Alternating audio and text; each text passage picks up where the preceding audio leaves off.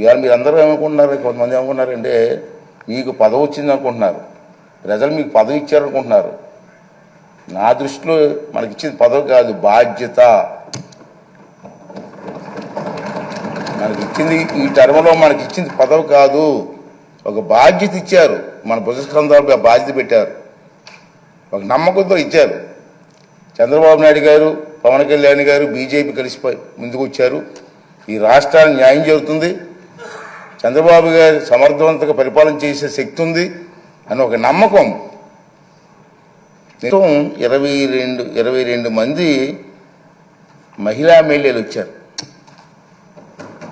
ఈ సభలో. నిజంగా చంద్రబాబు నాయుడు గారిని, పవన్ కళ్యాణ్ గారిని అభినందించాలా. ఇంతమంది మహిళలకు అవకాశం, మహిళల కోసం ఎన్నో ఉపన్యాసం ఇస్తుంటాం రాజకీయంగా, కానీ వాళ్ళకి ఆ స్థానం కల్పించడంలో ప్రముఖ పాత్ర వహించిన చంద్రబాబు నాయుడు గారికి, పవన్ కళ్యాణ్ గారికి, బీజేపీ వాళ్ళకి ధన్యవాదాలు చెప్పాల్సిన అవసరం ఉంది. అంటే మహిళలు అలాగే 33% పోస్ట్ గ్రాడ్యుయేట్స్ ఈ సభలో ఉన్నారు. ఇది చాలా మంచి పరిణామం. 39 మంది గ్రాడ్యుయేట్స్ ఉన్నారు ఈ సభలో. అలాగే 57% లెస్ దెన్ 55 ఇయర్స్ ఏజ్ ఉన్నవారు ఉన్నారు. 55 ఇయర్స్ లోపు ఉన్న వాళ్ళు 57% ఉన్నారు. అంటే ఇంచుమించు యంగ్ బ్లడ్ కదా. ఇటువంటి సంపద ఈ సభలో ఉంది. ఫస్ట్ టైం ఎమ్మెల్యేస్కి 9 మందికి మంత్రులు ఇచ్చారు. సాధారణంగా మంత్రి అంటే ఏం చేస్తారంటే అనుభవం చూస్తారు, ఎన్ని చూస్తారు కదా సాధారణంగా. కానీ ఫస్ట్ టైం ఎమ్మెల్యేస్కి 9 మందికి మంత్రులు ఇచ్చారంటే ఇది చిన్న విషయం కాదు. అందరినీ నేను కోరేది ఏంటంటే మీకు అవకాశాలు ఇస్తా, ఎందుకంటే మీరు కూడా మాట్లాడాలి, మీ తాలూకు వాయిస్ వినిపించాలి. మీ అందరు నేను కోరేది ఏంటంటే ఈ హౌస్లో మాట్లాడడం అంటే హౌస్ కోసం కాదు, నా కోసం కాదు, మీకోసం కాదు, ఈ రాష్ట్రం కోసం, రాష్ట్ర ప్రజల భవిష్యత్తు కోసం మాట్లాడాలి. అంచేత ఫస్ట్ టైం ఎమ్మెల్యేస్ కూడా మగమాటం లేకుండా నీకు అవకాశాలు ఇస్తా.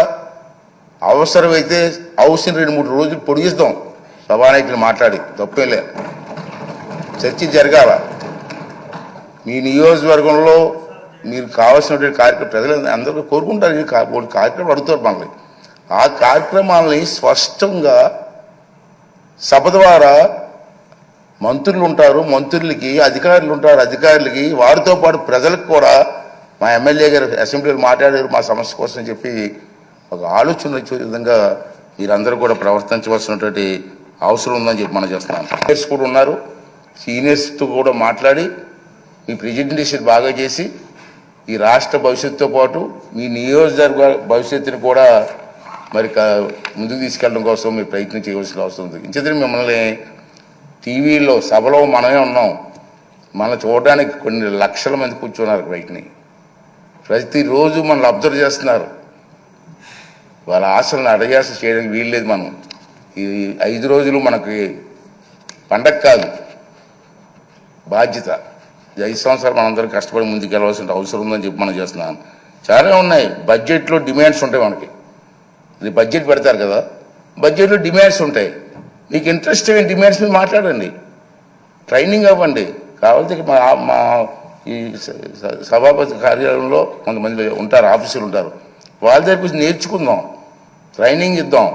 అన్నీ చేసి మనకు కార్యక్రమం విజయవంతం చేయవలసినటువంటి అవసరం ఉందని చెప్పి నేనైతే భావిస్తున్నాను. అలాగే మీ అందరినీ కోరేది ఏంటంటే చంద్రబాబు నాయుడు గారు, మన పవన్ కళ్యాణ్ గారు, బీజేపీ నాయకులు ఉమ్మడిగా మనం వెళ్తున్నాం. మన మీద చాలా బాధ్యత ఉందని ఇందుకే చెప్పాను. ఆ సమస్యలు ఏ విధంగా చర్చ చెప్పారు. బుచ్చి చౌదరి గారు లాంటి పెద్దలు ఉన్నారు, చాలామంది అనుభవం ఉన్నటువంటి వ్యక్తులు ఉన్నారు, గతంలో మంత్రులు చేసిన వ్యక్తులు ఉన్నారు, చంద్రబాబు నాయుడికి అపారమైనటువంటి అనుభవం ఉన్న వ్యక్తులు ఉన్నారు. ఈ అందరినీ కలిసి మన బాధ్యత. నా ఉద్దేశం ఒకటే, నేను ఒకటే నిర్ణయం తీసుకున్నాను, స్పీకర్ తక్కువగా మాట్లాడాలా, సభ్యులు ఎక్కువగా మాట్లాడాలి.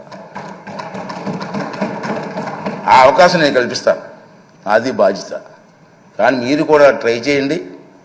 సబ్జెక్ట్ మీద మాట్లాడండి, ఈ సభకు గౌరవం తీసుకురండి. ఈ 16వ శాసనసభకు ఒక మంచి గుర్తింపు వచ్చేలాగా, గౌరవం వచ్చేలాగా మీ అందరూ కూడా సహకారం అందించాలని చెప్పి ఈ సందర్భం మనం చేస్తూ, అలాగే ముందే చెప్పాను తక్కువ మాట్లాడితే మంచిదని స్పీకరు. అయితే ఈ మా 4 మాటలు మీకు చెప్పి రేపు సభలో మీరు అక్కడ అందరూ కూడా సహకరించండి. అందరికీ ఇద్దాం, ఒకేసారి టైం లేదు, ఇవాళ టైం లేదు కాబట్టి ఇవ్వలేకపోయాను. కానీ తప్పనిసరిగా అందరికీ సమయం ఇచ్చి మీ తాలూకు మాటలను రికార్డు కూడా అవుతుంది కాబట్టి అందరూ కూడా ముందుకు వచ్చి మన రాష్ట్రాన్ని కాపాడడం కోసం, రాష్ట్రాన్ని అభివృద్ధి చేయడం కోసం మన అందరం కూడా కష్టపడి పనిచేద్దామని చెప్పి మనవి చేస్తూ, మరి మొన్న ఎన్నికల్లో ప్రజలందరూ కూడా మనకి ఉన్నతమైన బాధ్యత చెప్పారు కాబట్టి ఈ సభాముఖంగా మీ ద్వారా మనందరం కలిసి మనకు ఓట్లు వేసి గెలిపించి ఈ అవకాశం కల్పించినటువంటి ప్రజలందరికీ కూడా మరొక్కసారి నా ధన్యవాదాలు, నమస్కారాలు తెలియజేస్తూ